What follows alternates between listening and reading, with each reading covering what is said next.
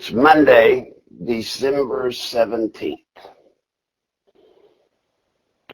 Today I want you to take the time to hear what I've got to say.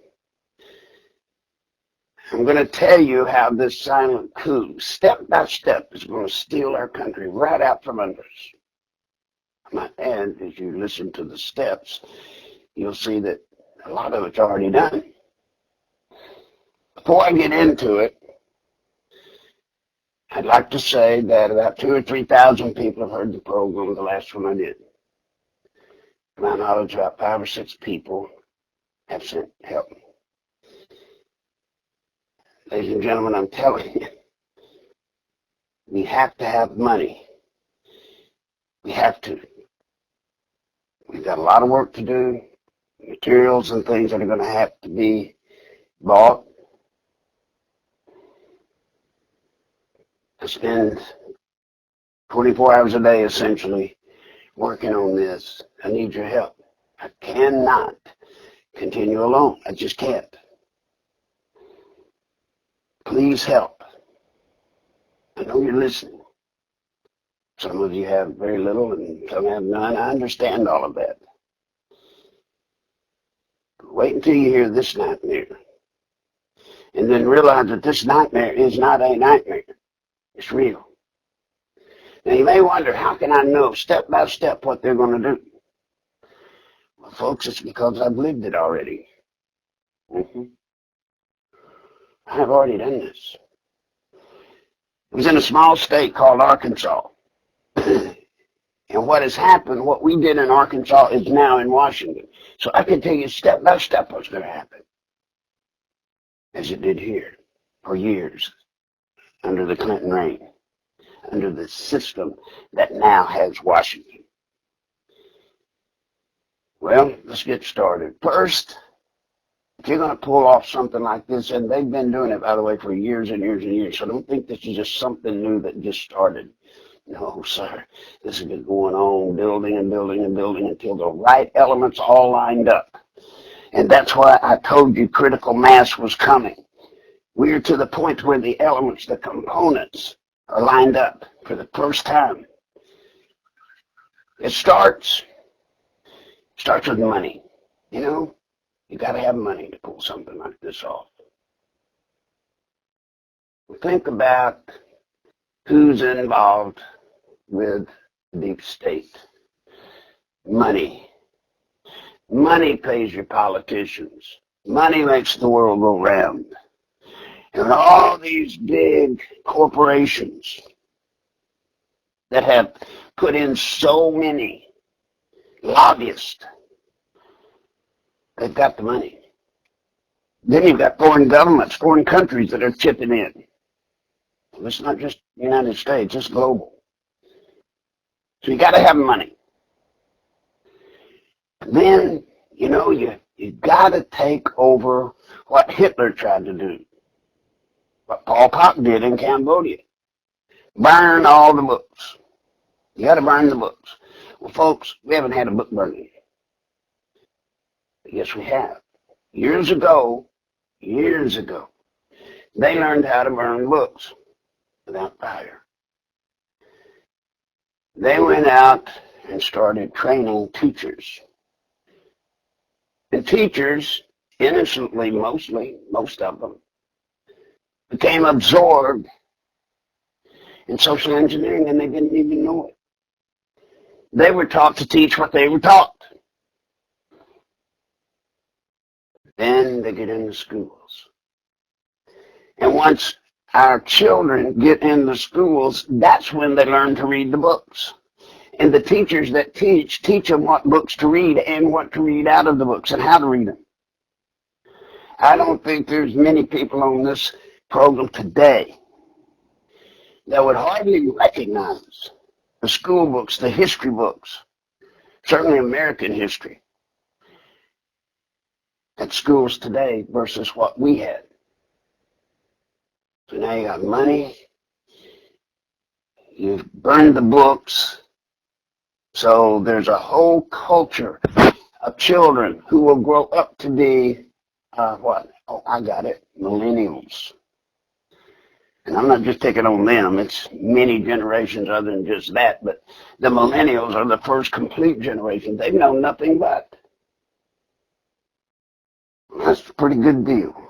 You better get one other thing if you're going to do it. You better control the media. Because the next things you've got to do are a little bit more obvious.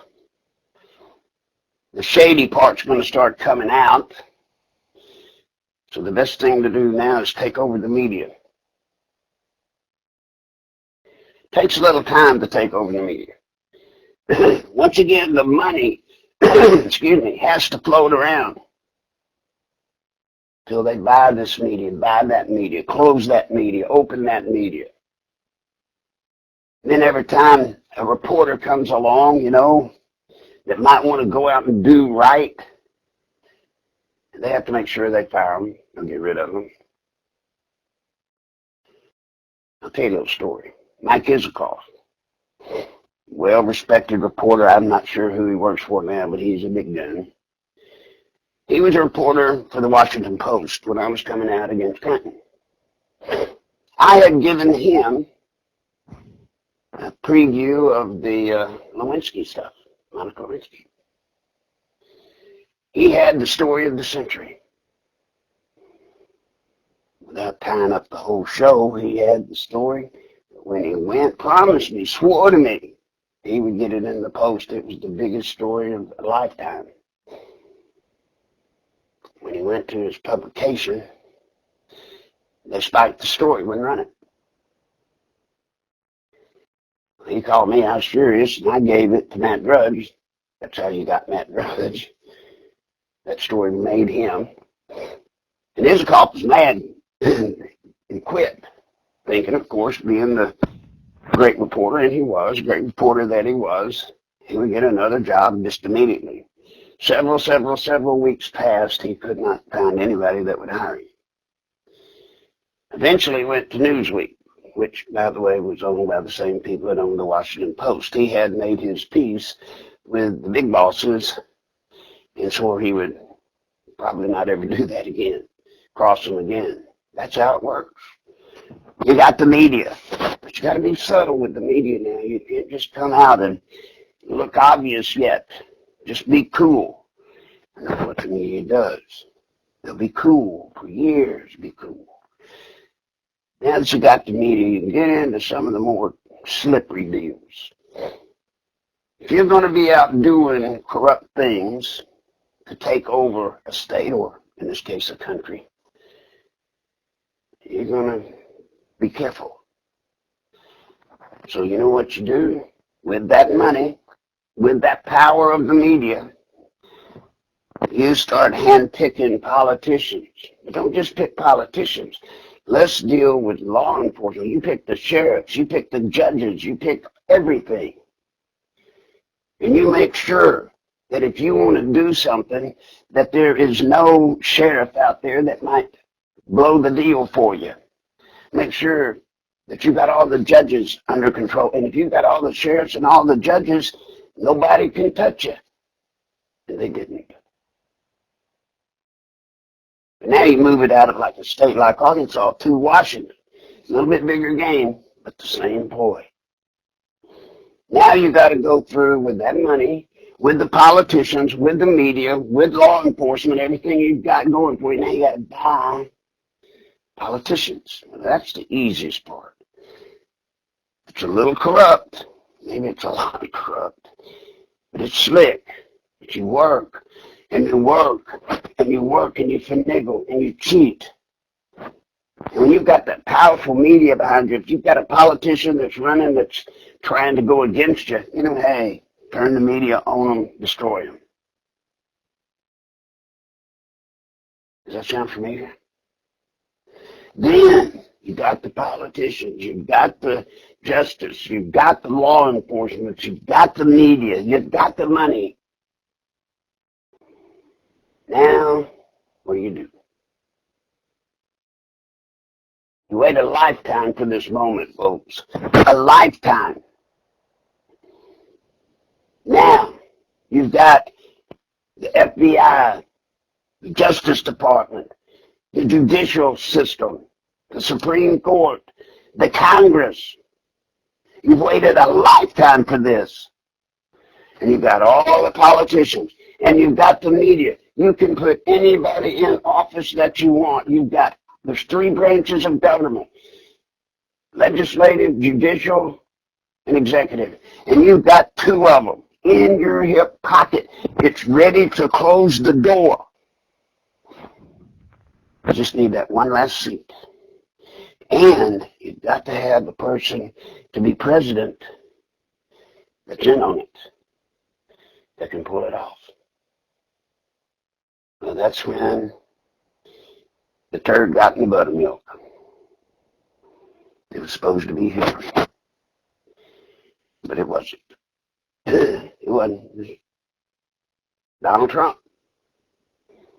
And for the first time, Americans were able to see in primaries how I had tried for 30 years to tell you all this stuff. For 30 years I've tried to tell you, oh, he's a liar, he's a scumbag, he's a fraud, whatever. I've tried. Well, now it's here. Now it's here. You saw in the primaries where they openly got caught cheating, trying to stop Trump in the Republican primary. Over and over and over again, they rigged it against him. You saw it yourself in the Democratic primary. Bernie Sanders, the Clintons cheated him out of it. You saw it out front in front of God and everybody. But I believe God intervened. And I believe, as powerful and as complete as they are with the system, the coup, I think God, for some reason, gave us one more chance. And he gave us President Trump. Now, you should be able to figure out how I knew before President Trump ever even got elected. I said if he ever got elected, they'd impeach him. Then when he got elected, I said when he gets in office, they'll impeach him. How did I know that 2.5 years ago? Well, now you know. You see, it's all part of the chronological chain of events that have to happen. So now we're to the critical mass. There's one thing hanging. President Trump. President Trump. What are you going to do about it? What are you going to do about it? Now, I've heard a bunch of stories. I've heard, well, everything will be all right. God's in control. God, I believe, is very much in control. But I also know from scriptures, Pastor Sanders and others have told me, or I heard them, whatever, faith without works is dead. Now, my interpretation of that is God's going to do it, but he kind of expects us to do some of it too. And if we don't do our part, I think that's where that death comes in.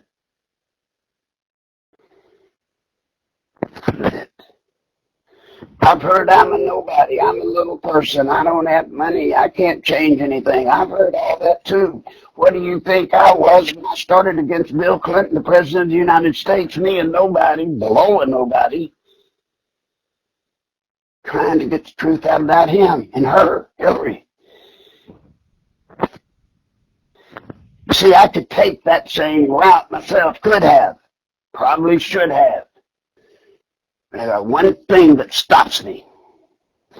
It's the debt I owe the United States of America. It's the debt I owe the 4 founding fathers. It's the debt I owe all the people that have died trying to protect and defend this country.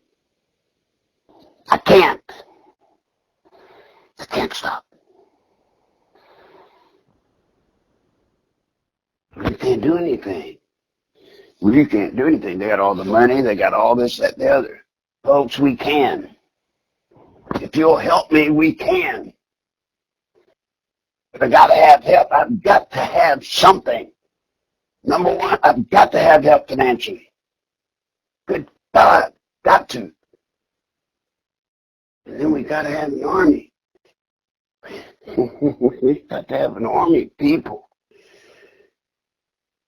Well, what, Larry, would we have to do? We have to get out in the streets and get her done? No. Our founding fathers gave us 3 distinct weapons for this time when it came, and they knew it would come someday. They did. You know what they were? They gave us our voices collectively, and our vote. Now, think about that. That's what they gave us. Well, look what they've done to us. They've rigged voting if you're not careful. If you're not attentive, they'll cheat at the vote. We don't have a vote. But if we do fight back, if we do get involved with the election process, you know what? We can get our vote back.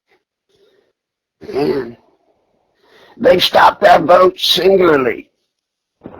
Look, Alex Jones, Tucker Carlson, Hannity, Laura. I mean, think about it. Anybody trying to say what we want said or think needs to be said to the people of this country, they've shut it down. Our voices collectively. Oh, and by the way, if you say anything, if you're not careful, you're a racist, a homophobe, a mexophobe, whatever you would call a borderphobe. They've done all that. Our voices collectively. That's the one they have not penetrated yet. At least not totally. At least not totally. I'm out here on a limb. I am. Well, I got to stop for a second. I missed something. In our original thing in Arkansas, there was no internet. So along comes talk radio. That's how I got to Bill Clinton, through talk radio. Well, now it's gone. But in its place came the internet. Well, just like a coup is supposed to do, a silent coup is supposed to do, they took their money, their power, and every day we have less freedom on the internet, less truth on the internet, and more disinformation. We can take it back. We can take it back. As long as Donald Trump is president, we can get our voices together and take it back. Somebody said there's a bunch of people getting their guns. You're going to have a revolution. Who the hell are you going to shoot? Huh? Get mad, get your gun, get out in the street. Who you going to shoot? I thought the Civil War taught us a lesson. In a Civil War, us against us, guess what? The only people who get killed are us. That's not the answer. Founding fathers knew that. Our founding fathers, yes, they gave us the Second Amendment. Yes, we have the right to keep and bear arms. Yes, they did. But if you'll remember back then also, they were set up to where we didn't have a huge standing army.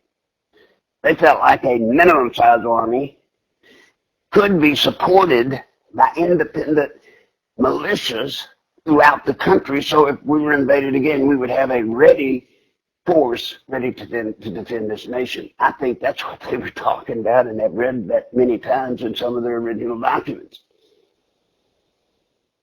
If we go out shooting, who are we going to shoot? Well, there's going to be Russians or Chinese or whatever. Could be. Could be. That won't happen yet. That won't happen yet. That won't happen as long as Donald Trump's president. That won't happen until the day, and here's the punchline you've been waiting for, until the day that this money-bought, progressive-controlled Congress, backed by our judicial system and Supreme Court justices, forgive me,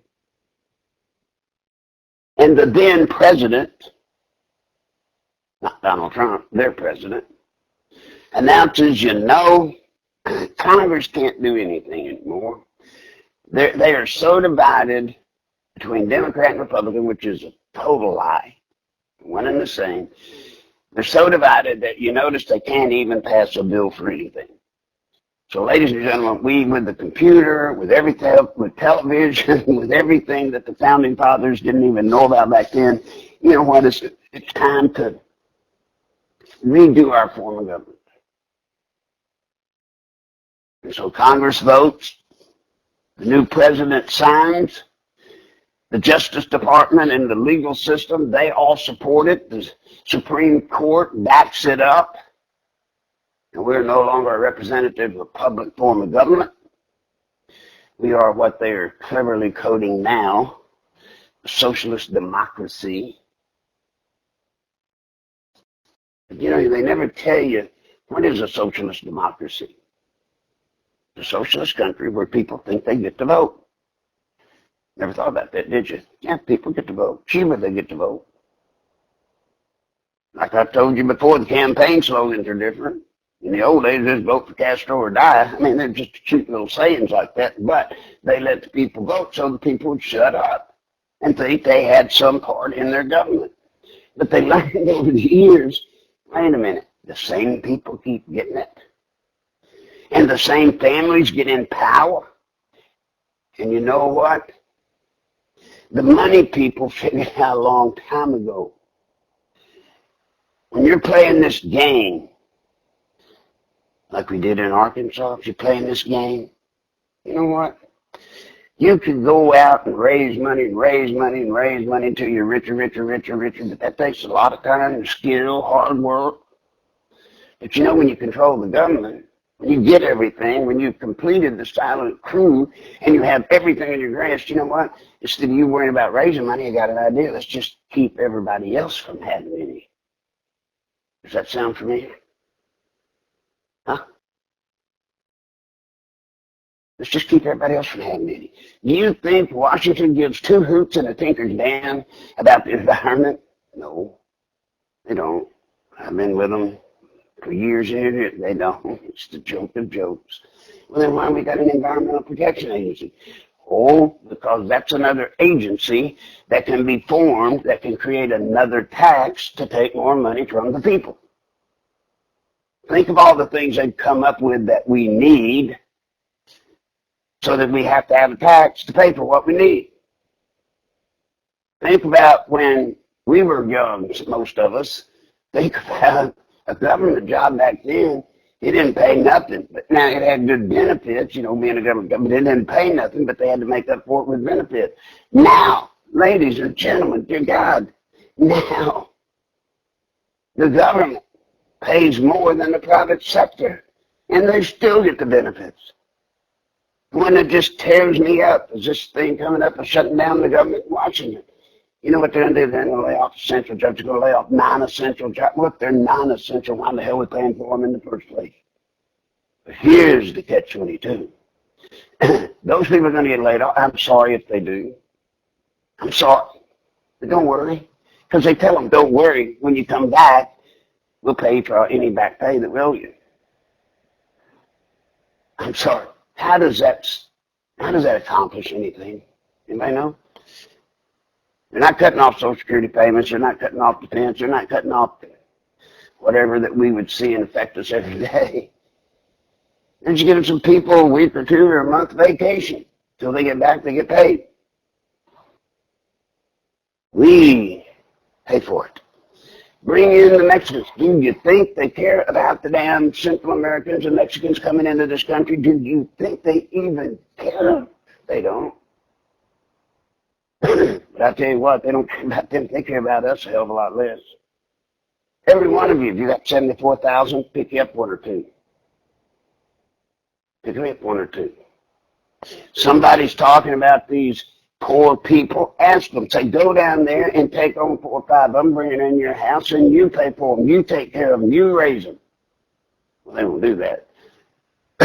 And the real test is, if 4 or 5 illegal immigrants came to anybody's door listening to this program or the liberal programs or any of them, if they came to the door and said, hey, we're coming in and we want you to feed us, clothe us, take care of us, Da da da da da. You know what everybody in America do? They call the police and run them off. Well, why, if we would do that at home, do we not do it at the border? You want to know the end? The end's coming. The end is coming. I hope you see now why I'm so perturbed. I hope you see now why I've been where I've been for 30 years. I've tried to tell. Tried to stop it before it got to the components all got together and were connected to this critical mass. I tried. It's my fault I didn't succeed. But we're here now. We're here now. You got it? Now, I'm not asking you for us to throw a Hail Mary, knowing 99.99% of the chances they'll never work. Think of it more like you got 2 seconds left, and we're on the 1 yard line. Bottom line, that means you got 1 play left to get in. If you don't get in, you lose. If you get in, you win. We're on the 1 yard line of our country. That's how it ends. That's how it ends. That's when the critical mass connects all of the pieces. And if we dare say anything, look at it now. If you dare say anything, you could get roasted like Kavanaugh. If you dare fight, you could be framed like Flynn. Those are examples of what will happen at the macro level that's going to happen to us at the micro level in our hometowns and our communities. When they're through, if you want to know how it is to live like that, ask people that lived in Nazi Germany in the 30s and 40s. Ask them what it was like when you couldn't even talk to your neighbor, afraid they'd turn you in. It's being an agitator. Will you help me now? I've told you stuff ain't nobody else going to tell you on the internet. I ain't no prophet. I ain't writing no rhymes and letting you guess what the answer is. I ain't doing none of that. Everything I just told you, you just go to wherever you want to go and look for yourself. Look for yourself. Think of every major component in our government, and then you tell me. Every major component. Every branch. Every division. You tell me.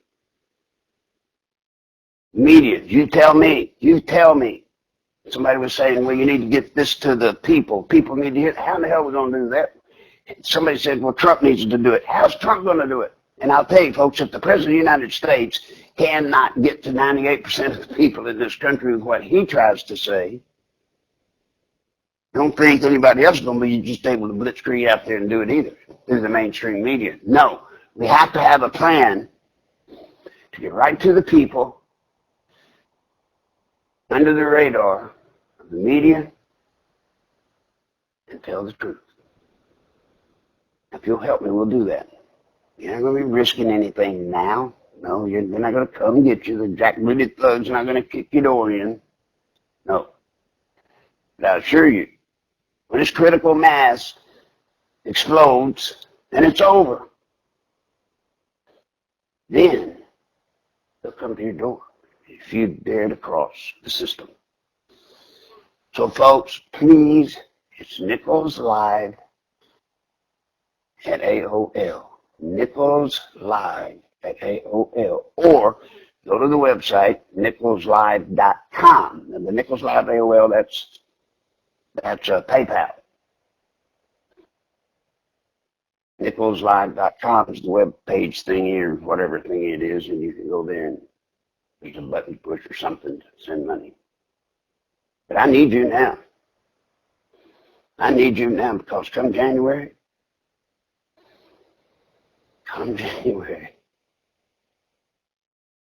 things are going to start changing.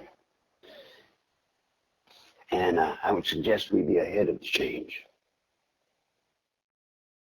With that, do me a favor, help me. Do yourself a favor, help me. And do your country a favor, help me. And just pray to God that we can work together and stop it. Thank you.